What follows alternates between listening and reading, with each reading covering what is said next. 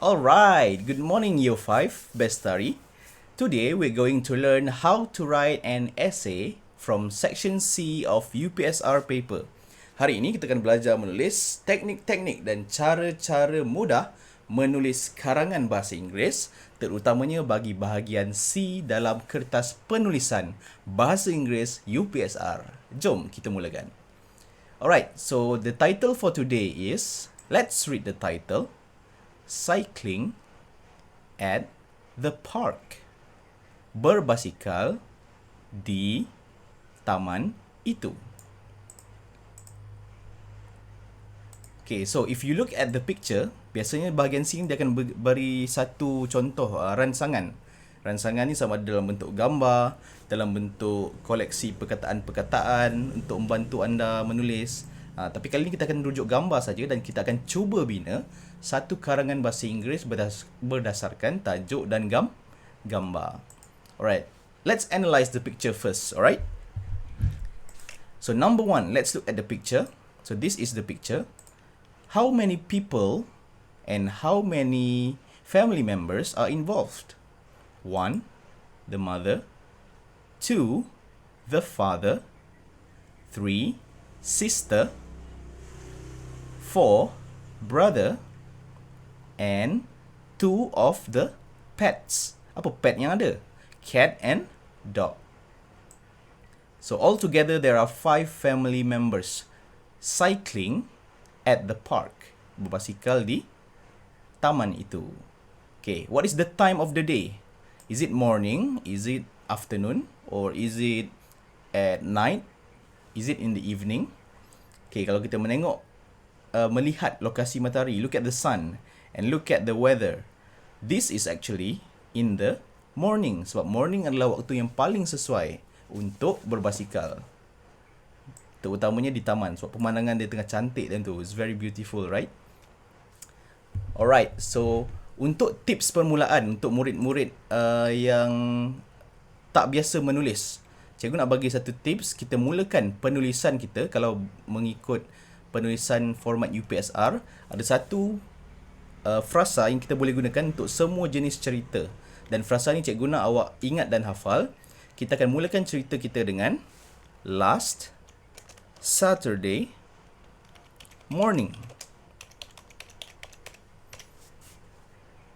What is the meaning of last Saturday morning? Pada hari Sabtu pagi yang lepas. Okay, kenapa cikgu suka gunakan last Saturday morning sebagai permulaan essay section C?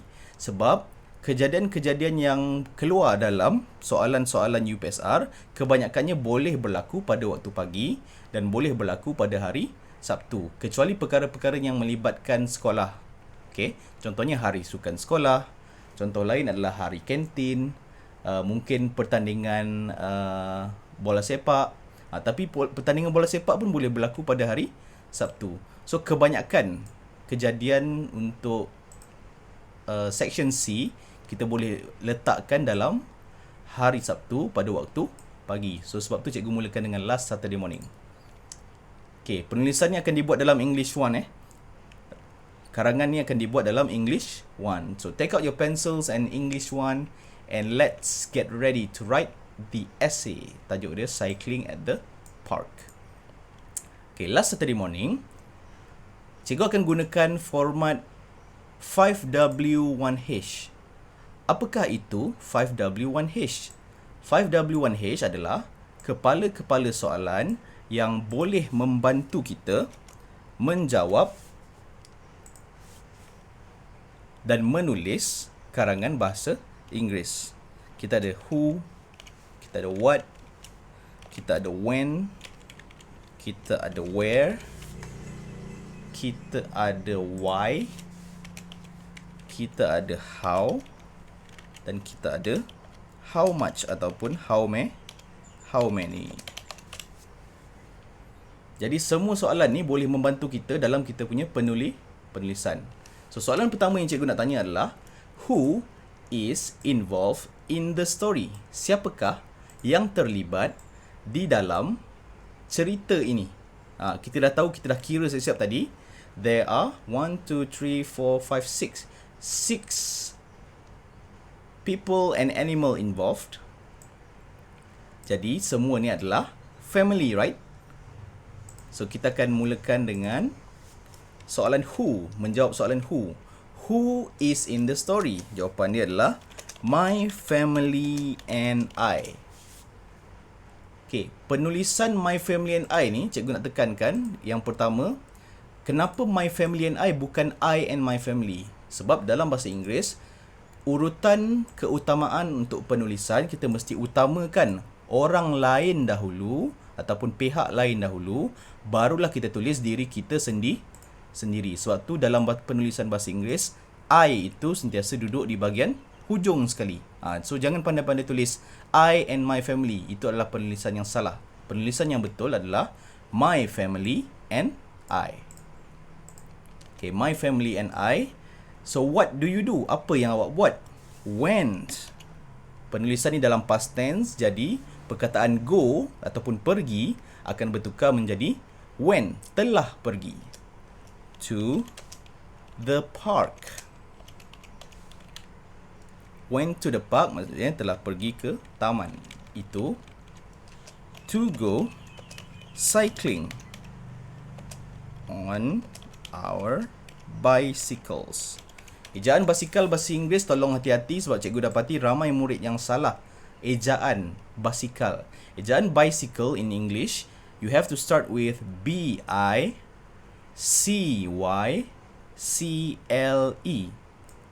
Kenapa ada S dekat sini? Sebab if we count the bicycles here, there are 1, 2, 3, 4 bicycles. Jadi mesti tambah huruf S. Okay, so kita dah berjaya jawab soalan who dengan what. Siapa yang terlibat dan apa yang orang-orang itu buat. Dan kita dah jawab dah pun soalan when ni dengan meletakkan timeline last Saturday morning. When tu maksud dia bila. Cikgu dah susun soalan ni ikut lagu yang kita dah belajar. Who siapa, what apa, when bila, where di mana, why kenapa, how bagaimana, how much, how many, berapa. Apa yang belum ada? Which one, yang mana satu. So lengkaplah kita punya set soalan. Baik, mari kita pergi kepada bahagian seterusnya. Macam mana nak tulis ayat kedua untuk karangan ini. So in this essay, kita dah bagi tahu last Saturday. Kita dah bagi tahu siapa yang terlibat dan apa yang mereka buat. So dalam ayat yang kedua, kita boleh ceritakan tempat. Okay, tempat di manakah park ini terletak. The park is located at. Taman itu terletak di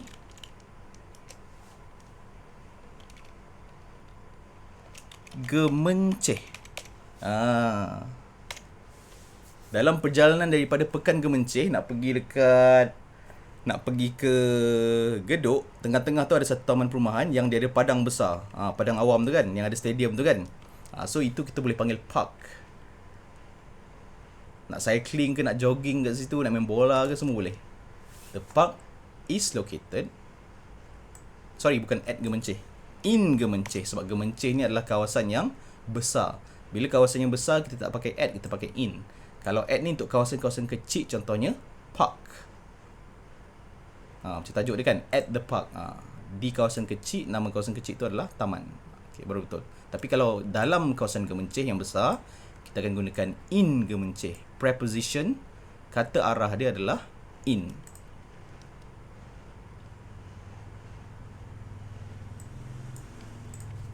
Alright, next. Kita dah jawab soalan who, what, when dengan where. Soalan yang belum adalah bahagian tepi ni. Mari kita cuba jawab soalan how. Bagaimana? So, bagaimana keluarga awak pergi daripada Bukit Rokan pergi ke Gemenceh? Adakah sampai ke Gemenceh tu naik basikal, lepas tu sampai dekat park tu pun berbasikal lagi? So, kita boleh ceritakan yang kita menaiki kenderaan lain sampai dekat park baru naik basikal. Nak menjawab soalan how ni, bagaimana? Bagaimana awak pergi sana? Okay. We, kata ganti nama kami, untuk menggantikan my family and I went there by car. Kami telah pergi ke sana menggunakan kereta.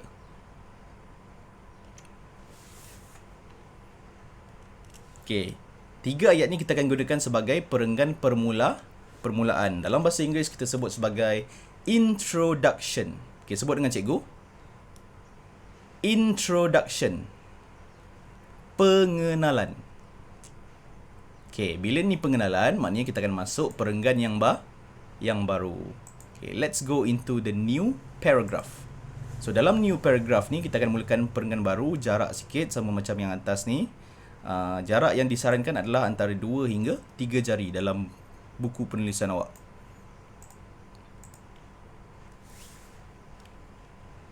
Are you ready?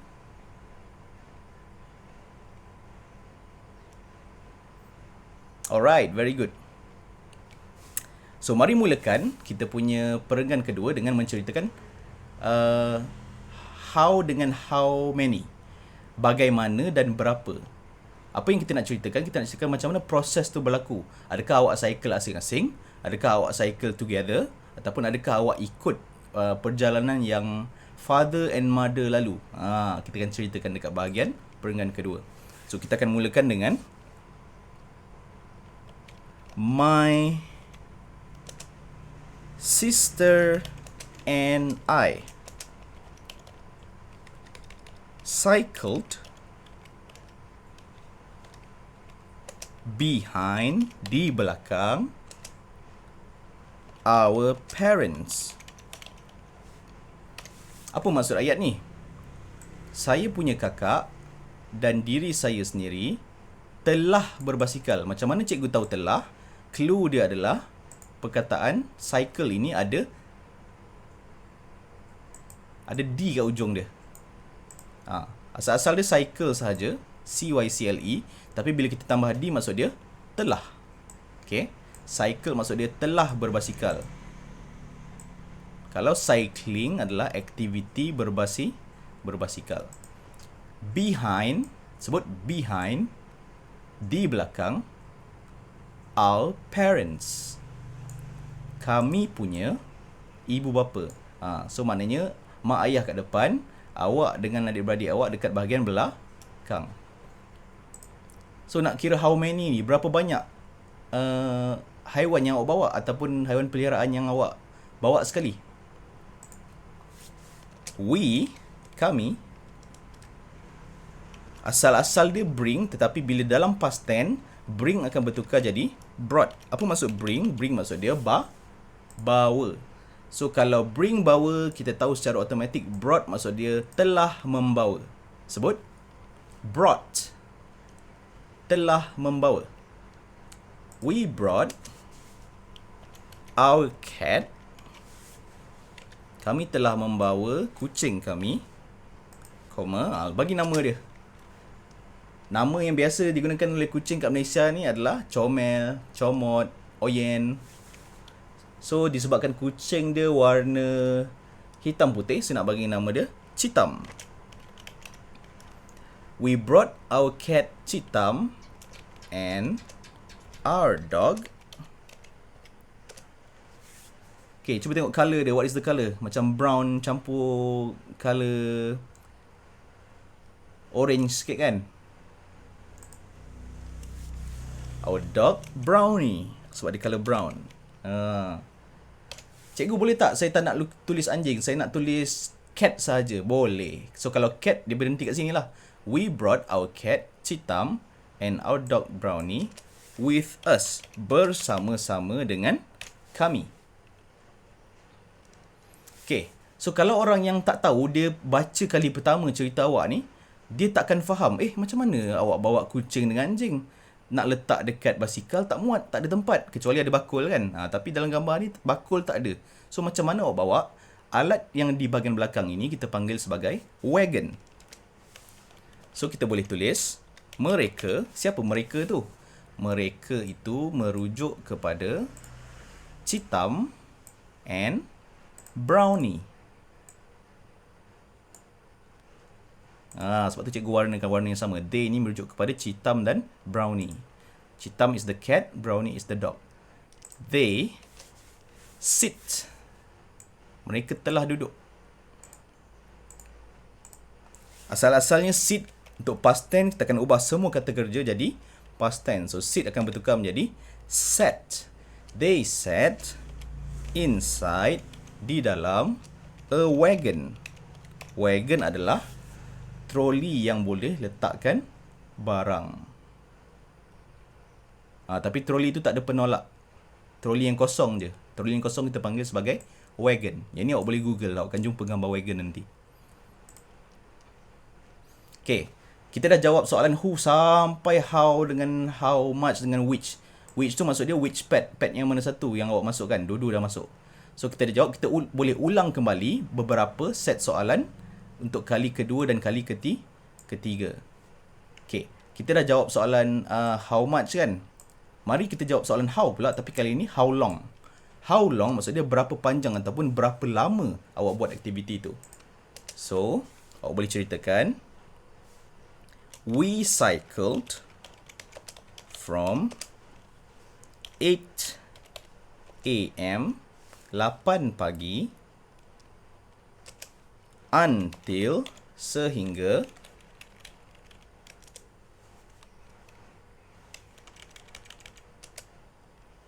10:30 AM. Ni waktu yang sesuai untuk awak cycling. Sebab apa waktu yang sesuai? Sebab antara jam 8 hingga 10.30 ni, waktu ni matahari sedang memancar dan awak boleh dapat vitamin D. Okay, vitamin D ni adalah untuk kita punya badan. So antara pukul 8 sampai pukul 10.30 ni waktu paling sesuai. Dia tak terlampau panas sangat, dia tak terlampau terik. Cahaya matahari tu sedang-sedang elok je untuk kita punya kesihatan.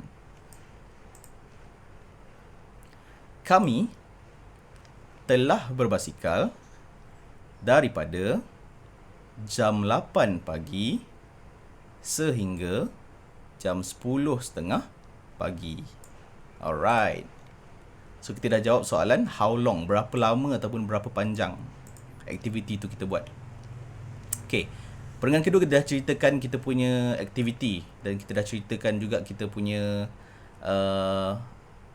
proses yang kita buat dengan keluarga. So selepas kejadian ni, apa yang awak buat? Kita boleh ceritakan, kalau secara logiknya lepas dah buat aktiviti berat, dah buat aktiviti fizikal yang memenatkan, kita mesti isi semula tenaga dan berehat. Okay. After, selepas we finished cycling, we went, kami telah pergi, to get, untuk mendapatkan some lunch. Apakah maksud lunch? Lunch adalah meal that you eat in the afternoon ataupun makan tengah hari. Weh kawan, jom lunch. Let's lunch. Jom makan tengah hari. Okay, makan tengah hari tu apa menu dia? What is the menu? Kita boleh gunakan soalan what pula. Soalan what, apa menu dia, dan where, di mana awak makan. So,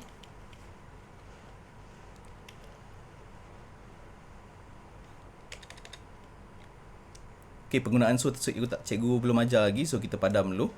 Kita teruskan dengan my father drove us. My father drove, ayah saya, asal-asal dia drive kelas. Asal-asal dia drive, tapi dalam past tense, telah memandu kita sebut sebagai drove. Telah memandu. Drove, telah memandu, into Tampin McDonald's drive-thru. Drive-thru ni, kalau kita ada kenderaan, kita lalu je dekat sebelah kedai yang jual makanan tu, kita boleh terus beli dan boleh terus makan dalam kereta. Tak perlu turun dan masuk dalam restoran. So dekat Tampin ada satu restoran nama McDonald's. McD ni yang special dia adalah dia ada drive-thru. To get some cheeseburgers. Biasa tengah hari makan nasi kan, ni makan burger. Special sikit.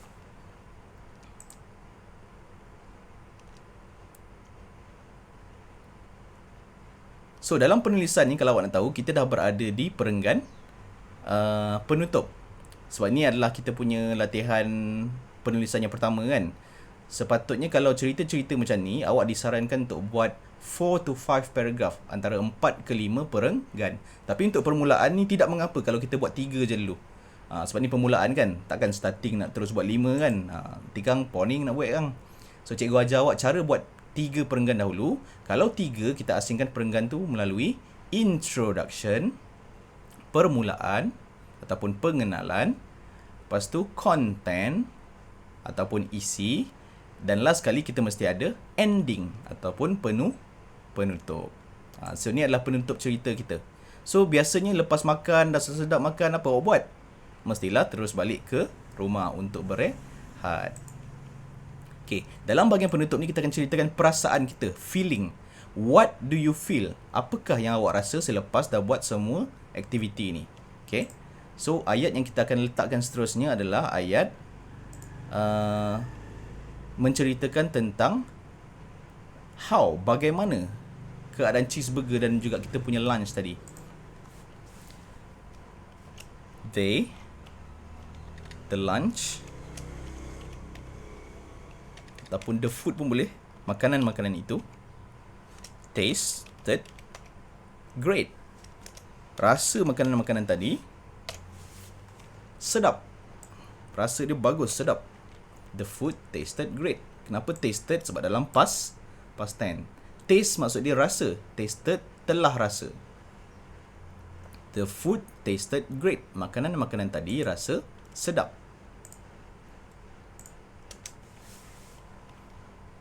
Finally, akhirnya, we went home to get some rest. Akhir sekali, kami telah pulang ke rumah untuk mendapatkan sedikit rehat. Ayat last sekali, ayat hujung sekali, baru kita cerita kita punya feeling. How do you feel? Bagaimanakah awak rasa? We felt tired, but kami rasa letih. Tetapi, mesti ada benda positif dia. Letih tu kan tak positif kan, dia negatif. We felt tired, kami telah rasa, asal-asalnya feel, diubah kepada past tense jadi felt. Kami telah rasa letih, tetapi we felt very happy.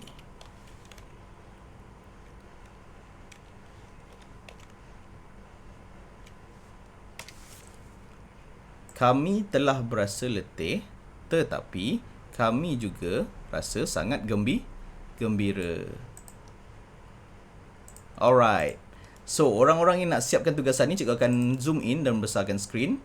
Awak boleh tekan awak punya butang pause dekat bahagian skrin untuk tuliskan penulisan esei karangan ini di dalam English 1. Thank you for joining the class and I'll see you guys on Thursday. Jumpa hari Khamis nanti. So thank you guys and goodbye.